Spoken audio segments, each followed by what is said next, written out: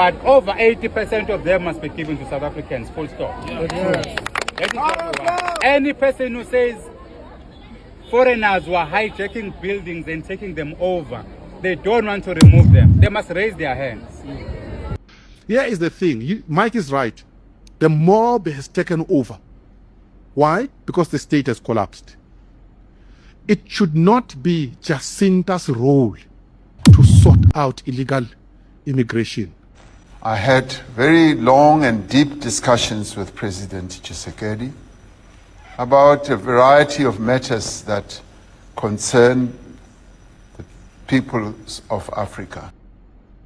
Foreigners were hijacking buildings and taking them over. They don't want to remove them. They must raise their hands.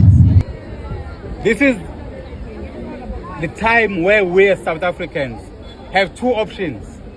It's either we fight or we perish. Why we are not going to allow us to perish? And any person who supports those who want to kill us here in the country, then they must live with them. Any single politician who believes that it's normal for people to come to our country and sell drugs, they must go with them.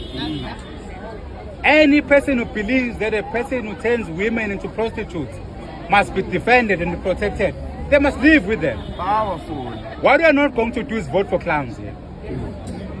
And if it means we are not going to vote for anyone and every political party, so be it. If you can't have them in government, we'll govern ourselves here. We have the power to control this country, and we're going to do that. What we're asking, let's do it within the ambit of the law. We must respect politicians, we must respect government, we must respect foreigners who are here illegally. But we are engaging with government at a level of sitting down and talking to them. Unfortunately, we can talk up to a particular limit. We can't talk forever. We want to resolve this issue now. And we have at least less than 12 months to do so. And they must listen to us. Because they can't listen to Ghana. Those people say they want to go. They give them a flight, only one person gets into that. So what exactly must we do as South Africans? So I'm saying, guys, as we leave, let's make this our daily bread. Like what we've been doing with Sundowns and Pirates. When you wake up in the morning, think about that homeless person there. When you wake up in the morning, think about the girl that is still stuck inside there with no one to come and take them out. Those are real life stories we're talking about. There are people who are coming outside of South Africa genuinely because there are wars in their countries. Genuinely because there's poverty in their countries. That's the truth of the matter. But you know what is the problem? The problem is not our African brothers and sisters. There is no leadership in Africa. The reason why people are running away from Zimbabwe, it's because the Zimbabwean government is failing their people. Now our government must tell their counterparts to stop the nonsense they're doing in Africa. Because we can't have millions coming here when there are problems in their countries, when in fact they sit in the AU. In that AU, we want to see them now saying to them, Zimbabwe, Ghana, Congo, Nigeria, fetch your people and go and fix your country. That is what we want, because we do not have money in this country. We can't even feed our own people. 17 million people baphila grants. That's a big number in a country. 17 million above. Over 8 million people are unemployed in this country, with more than 4 million being young people. What country is that? We can't have a country like that. But let's fight for our future. Let's get our people on the ground. Let's mobilize ourselves. We must mobilize each and every citizen, each and every household to fight against this thing. And we will win. But please, as we live here, let's allow Home Affairs to fix that problem with the mayor. We've engaged with the mayor. But I was negating the report of where those people are going to be after the process. So let's not go and interfere. Let's get the reports and see how we deal with it. We'll just deal for today. But what I'm begging you to do, every single day, don't stop fighting. Don't give up. If you give up now, then many people are going to suffer. Vele was suffering. You've got nothing to lose. What's there for you to gain if you stop fighting? So I was saying to everyone who's here, thank you so much. We thank all political parties who are here. We see there's Mama Lapayana from the ANC. We appreciate that you are now here, now talking the same language. We know that your leaders have been insulting us. Some of the clowns are still inciting us on Facebook. But we understand that the ANC is saying they also want the same thing. The MK is saying the same thing. But we don't want voices now. One practicality. You are running the government here. Go and remove all of them then. That's how we're going to see that we are dealing with this thing. The MK has been with us since we started. We thank them for that. We thank HNSA, we thank the IFP. I don't want to talk about the other people that have been insulting us. But thank you so much. Let's watch this video. Here is the thing. Mike is right. The mob has taken over. Why? Because the state has collapsed. It should not be Jacinta's role to sort out illegal immigration. Who the hell is Jacinta? We didn't elect this lady. Suddenly she's the one now sorting out illegal. No, the state must do it. And it's not complicated. I had a meeting with farmers in Limpopo who are farming along the Limpopo River. And they actually took me on a small plane to show me that border, how it works. 70% of that border, it's actually owned by private farmers. It's only 30% that is owned by the state. They showed me, you see this piece. It's this farmer, this one is that farmer. They said, we can sort out, we can actually help the state to close that border. Actually, it's the hottest border in South Africa. That's where most of our illegal stuff is actually coming through that. They said, we can sort it out. If the state were to work with us, they have a plan, but the state is not working with them. Why? And they know it. They said, we know that some of the government officials, senior people up there, are smuggling stuff through here. That's why they actually don't want the border to work. So if you have arrested them, you've got a proper government, you work with those farmers, you actually don't even need money because the farmers are going to do the work for you. It is in their interest because then their farming operations are also secure. Not complicated. South African citizenship. Let me tell you, the South African ID, to acquire it, it's very easy. You know, after watching this video, you understand that these are the patriots, South African patriots. Forget about all these march and march protesters. Those ones are just, they are just hungry looters. You understand? The reason why they created march and march is just for them to loot. You know, because they do not have job. You can't tell me that someone who work from Monday to Friday will just every day you wake up to march and march. I mean, like, that's not possible, you know.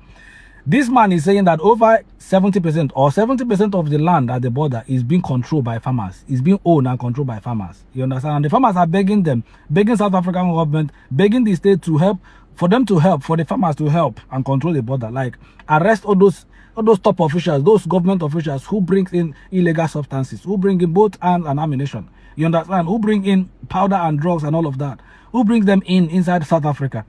You know, if your government officials, if your top government official, your big men in South Africa, if they are bringing those things inside South Africa, for whom to consume?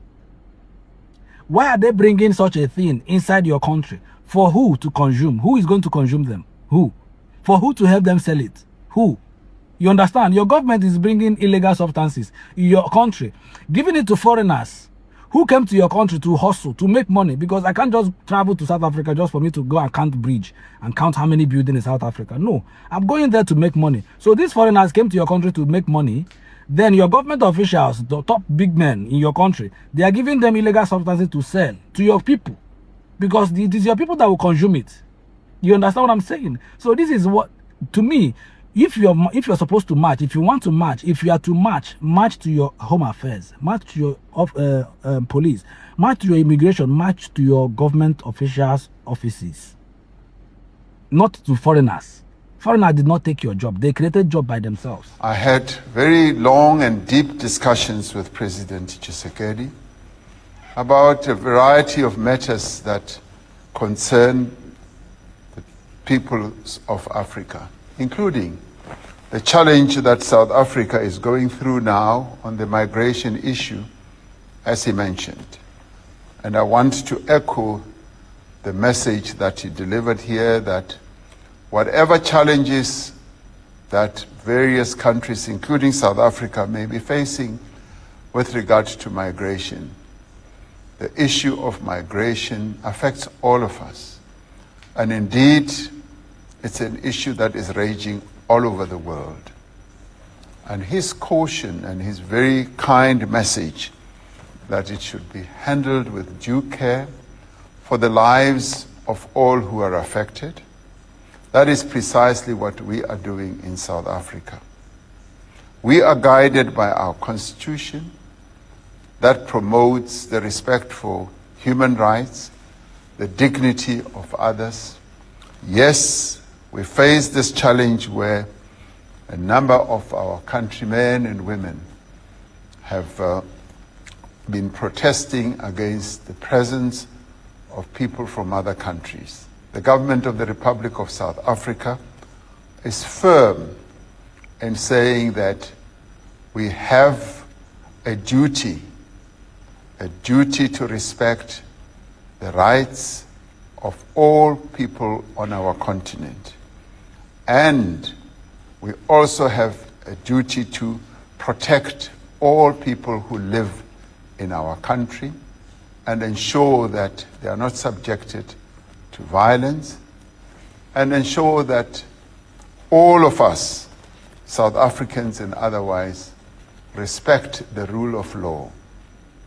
2 days ago, we had a nationwide protest where our security forces ensured that law and order is observed, even as a number of people in our country were protesting, but our security forces were firm in making sure that the respect of all people, including foreign nationals, is respected, whether they are documented or not documented, that their dignity, their lives are protected.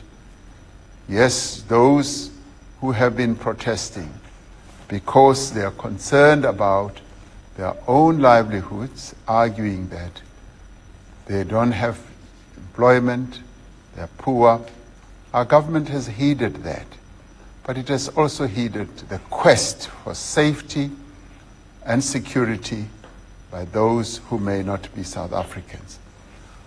The balance that President Tshisekedi is talking about is precisely how we are seeking to handle this whole challenge. It is a challenge that we are handling with due care for the rights of those who are saying that they are unemployed and they are poor in our country, and as well as the rights of those who may not be properly documented in our country, and saying they need to be treated with dignity and safely, and they should not be subjected to any form of harassment or injury. That is a balance that our government has decided on. But we've also said that we will be sending out envoys to the rest of the continent so that we can have proper discussions to discuss the whole issue of migration on a balanced basis. And we've also said that we'd like to cooperate with all countries that may have their nationals in South Africa. The issue of migration cannot be handled by one country alone. We need to work together as African sister countries to address it and find solutions that will be fitting to the problem that we now have. And President Tshisekedi, I thank you for your kind message.